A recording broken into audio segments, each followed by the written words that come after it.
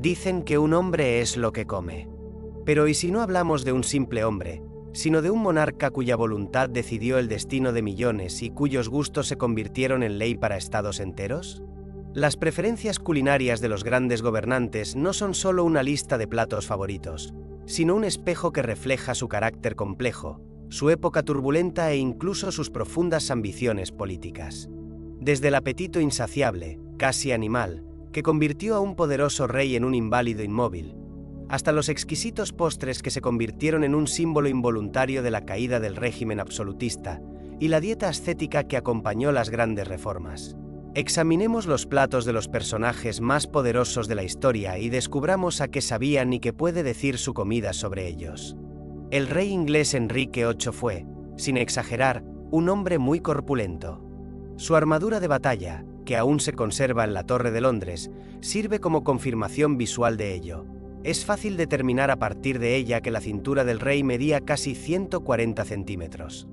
Y esto no es sorprendente, considerando que el monarca tenía un apetito verdaderamente inquieto e insaciable.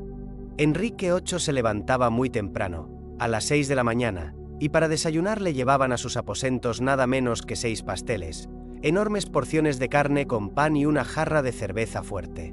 Comía todo esto de una sentada, lo cual incluso para aquellos tiempos se consideraba excesivo. Al mismo tiempo, las verduras y las frutas se consideraban alimentos dañinos e incluso peligrosos en aquellos tiempos. Se creía que los alimentos vegetales eran la causa de diversas enfermedades terribles, como la peste o el cólera. La cocina real, bajo Enrique VIII, era una auténtica fábrica de alimentos. Ocupaba 50 habitaciones, y 200 personas trabajaban allí las 24 horas para estar listas para alimentar al rey y a su numeroso séquito en cualquier momento.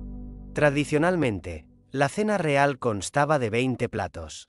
La carne y las aves solían prepararse quitándoles la piel con cuidado y volviéndola a poner después de la cocción para conservar su aspecto natural y completo en la mesa. Durante la Cuaresma, cuando la carne estaba prohibida, se servían platos exóticos, como cola de castor a la parrilla o cobaya. Además de la carne, Enrique VIII amaba el azúcar. No solo se atiborraba de pasteles y postres, sino que también exigía que la carne fuera espolvoreada con azúcar. Estas peculiares preferencias culinarias no fueron en vano.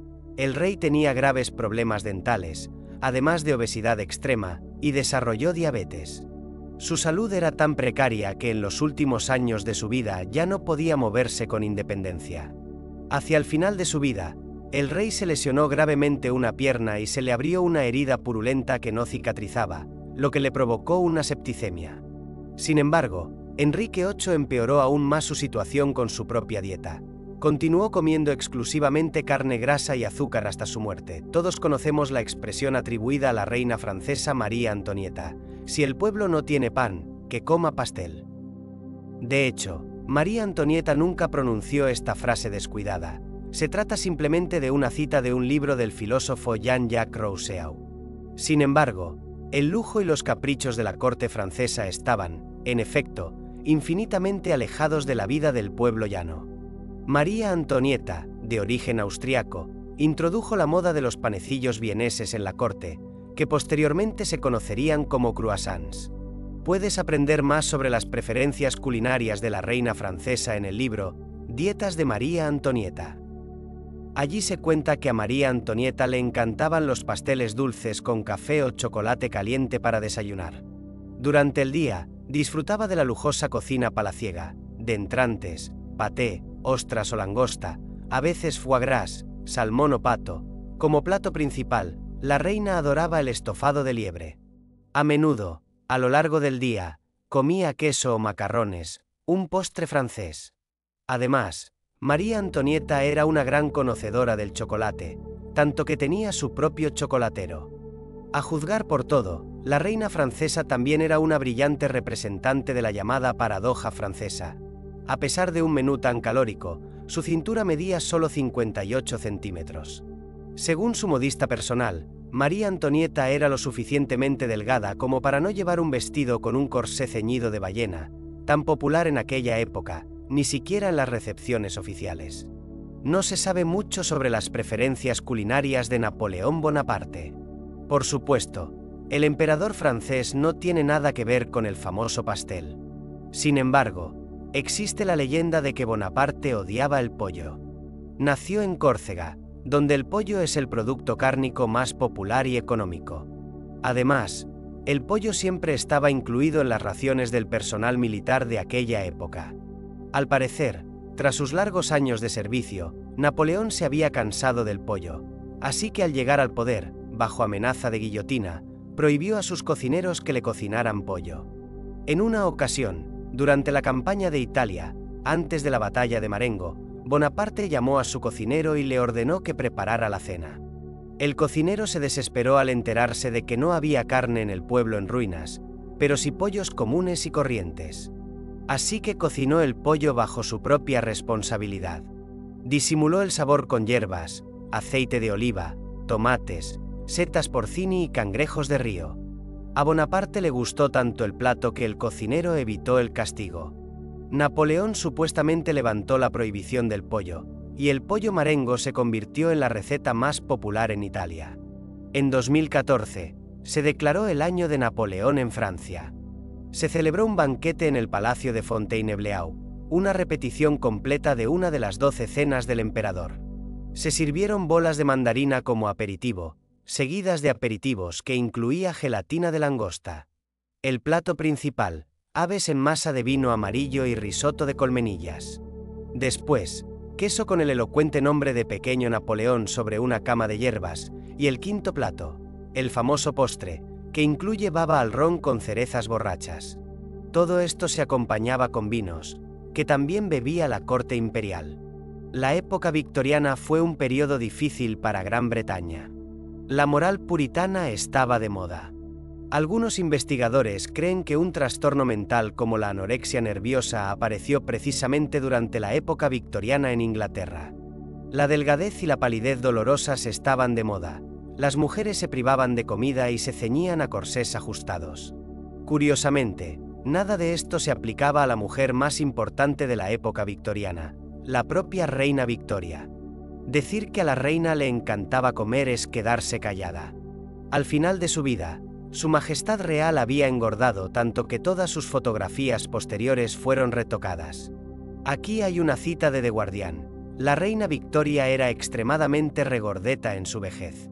Su enorme cabeza, parecida a la de una rana, se hundía en su cuello, y sus mejillas eran tan regordetas como las de un hámster.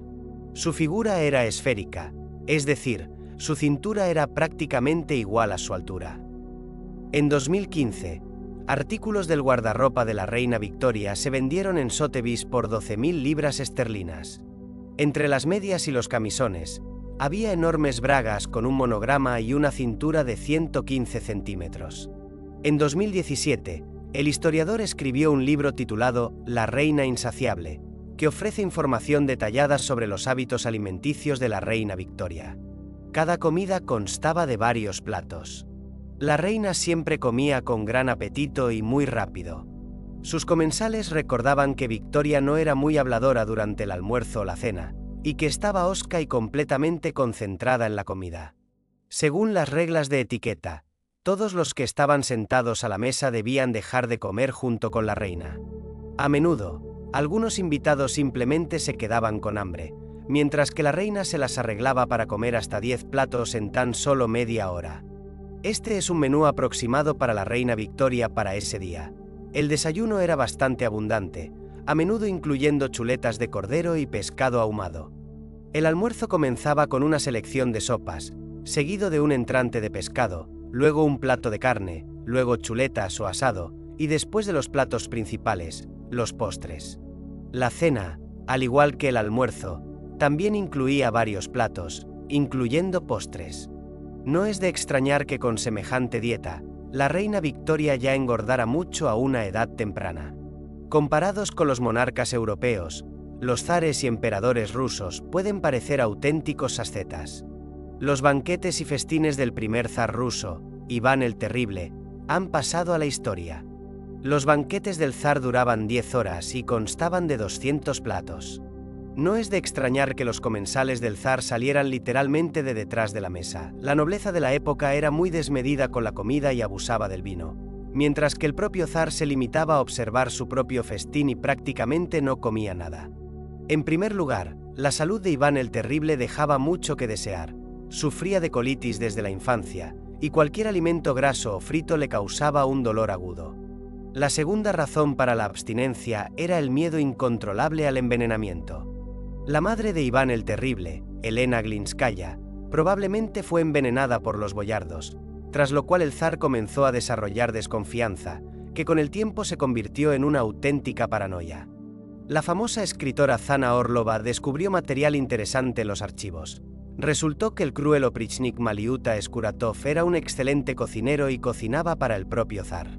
Entre las recetas de Maliuta Skuratov se encuentran la compota de manzana, la salsa de mostaza y la sopa de cerveza.